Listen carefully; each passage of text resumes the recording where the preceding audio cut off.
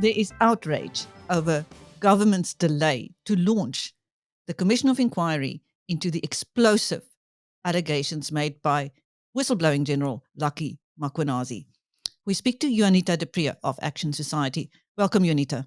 Thank you for the opportunity. Always a pleasure to speak to you.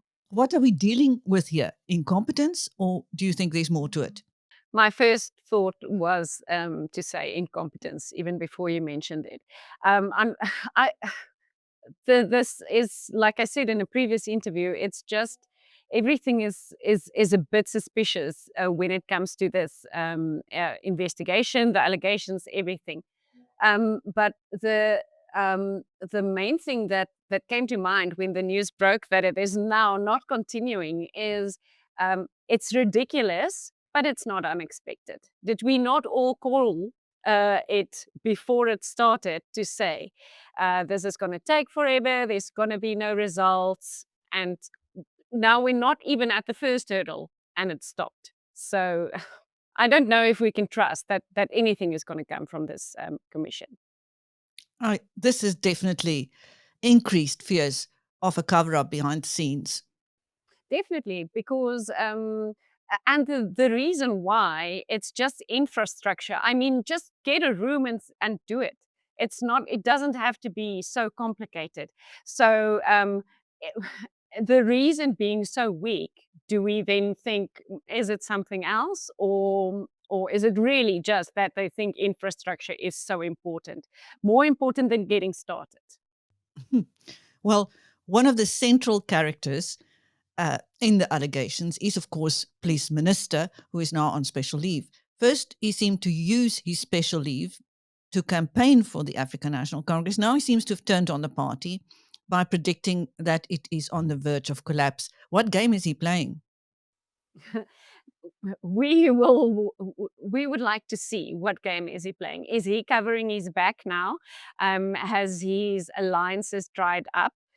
We don't know yet, and that is why we really want the answers. As normal South Africans, we want to know what is going on here, and then just cancelling or postponing this commission is not really building any trust. So that is why we've been saying from the start, let's rather put our trust in the ad hoc committee with set deadlines, and they're already off and going. I would rather believe the results that come from there, because we know the people who are in that committee, and it's not, they are most of them that I know are above board. The other ones, I hope they are on the same boat, and I hope that the people who we know and trust will keep the others in line if they are not.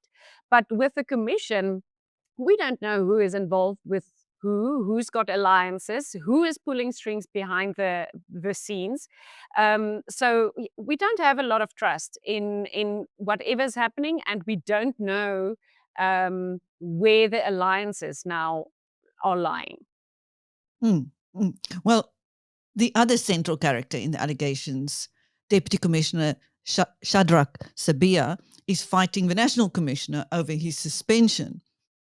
But Masemola is digging in his heels.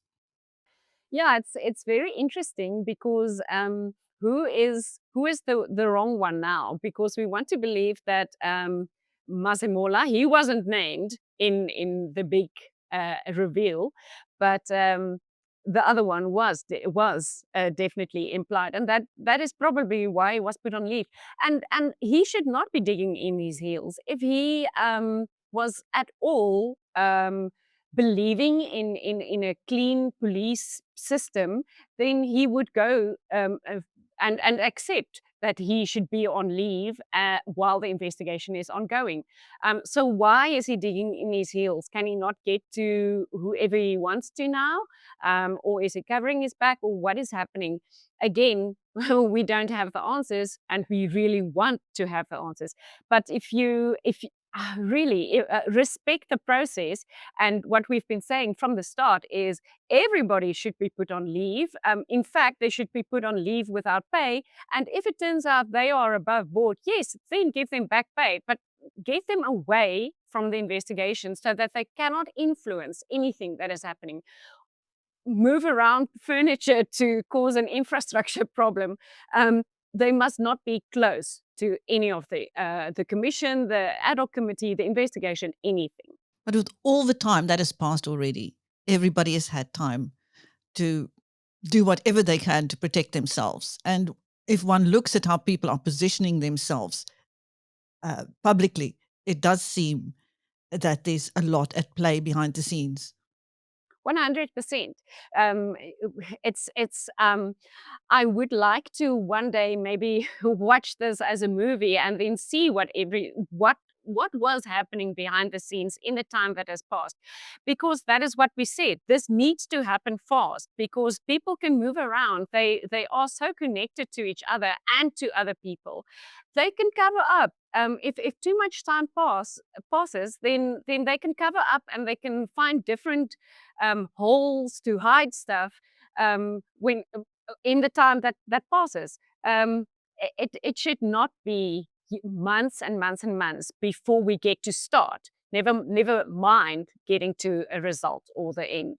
And it's also given a lot of time for those who wish to discredit General Mkhwanazi. Some of them Of have been course. really hard at work. Of course, we don't know if he is standing behind the door. Like I said previously, I do hope that he is not, that he is true and true policeman who really wants to see a safer country and no corruption in the police service. That pride that we want to see in police officers. But there are definite campaigns running on all the sides to discredit people, and it feels like it is almost like what you see in movies, the American. Well, not just in movies, but the American presidential race, with everybody just having a whole media team creating a different narrative than actually than it is the truth.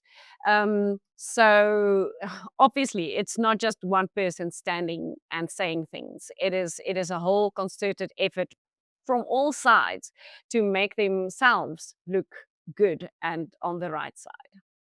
I don't know if we even know what the right side is anymore.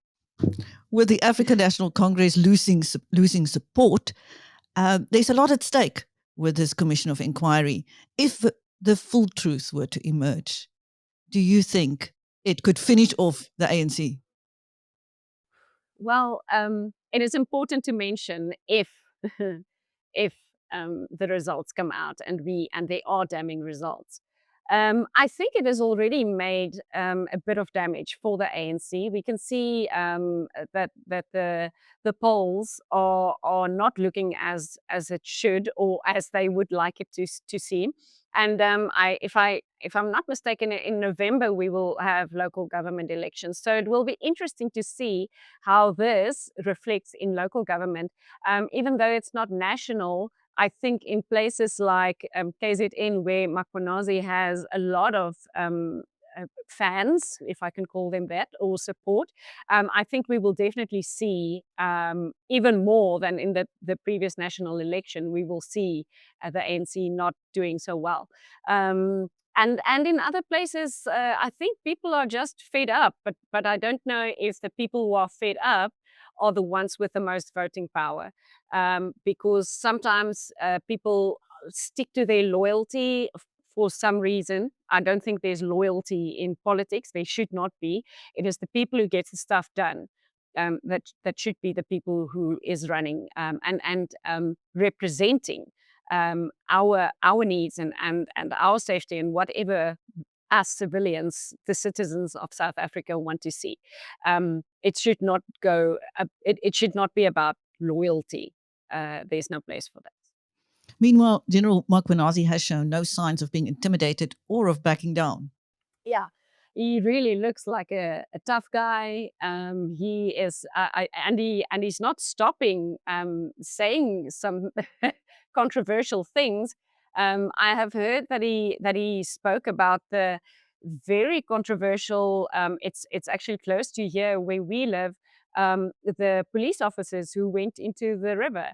So everybody knew it was suspicious, but we didn't know the story. And now he already touched on that. So I think he is not backing down. He's got the facts to back him up, and I do hope it is the truth. Um, I really, really do hope. We should be careful not to make him a messiah, but at least he's a whistleblower, and it seems like he really does have the best interest of the South African Police Service and South Africans at heart. It really does seem like that. But I don't know. I always want to be cautious because we have put our trust in so many people before, and I have been disappointed. So that's why I keep on saying I hope, and it does look like, but it does look like it. At the time when those bodies were fished out of the river, I was told that crime intelligence would do everything to cover up the real story. So he's entering territory not just of corruption, but of suspected murder. Because I think everything is connected. It is. I don't think you can see them as separately. And if people have very big secrets to conceal and to keep secret, and they will do anything to keep it covered and secret. Um, that's why we see everybody scrambling around, and we don't know what is going on exactly behind the scenes, where the alliances are. But yeah, there's definitely people very nervous with him just spilling the beans continuously. Mm. Now, South Af- the South African police is in more disarray now than ever, all the way up to ministerial level. How are you experiencing this mayhem on the ground? Well, I think it has maybe calmed down a little bit after the initial shock, but I think it's still on the ground. Police officers even not knowing who you can trust. Can you trust the person working next to you? Can you trust your supervisor? Can you trust a bit more up the ranks?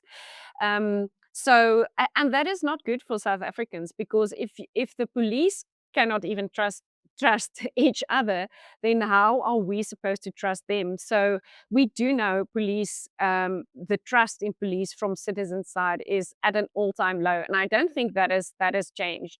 It's really low. I don't know if it can go any lower. The trust, but it's it's not where we should be, and we cannot move forward if we do not find solutions for all of this. If we do not find first the answers and then the solutions for that, trust will not get better. And interestingly, I saw a report. I think it was yesterday, where from Stats SA, where they said it focused on people not feeling safe when they walk around in their neighborhood, and not at night. Most people do not feel safe. But then the other thing that was mentioned in there is that people do not. They don't even go to the police when there is crimes committed against them, like theft or something like that.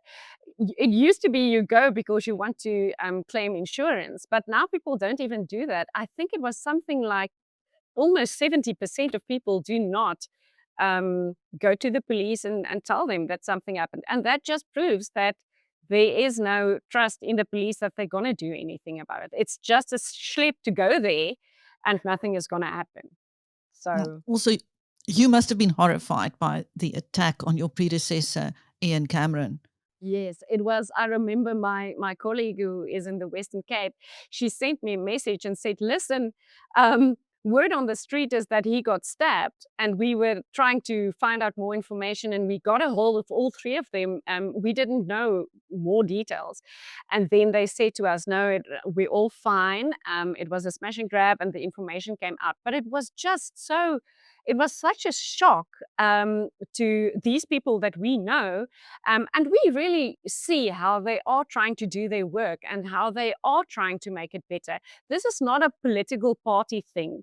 This is people who actually want to bring a change. And the oversight visits, they are going to that Philippine training center all the time. I see the reports in the media or on parliamentary groups.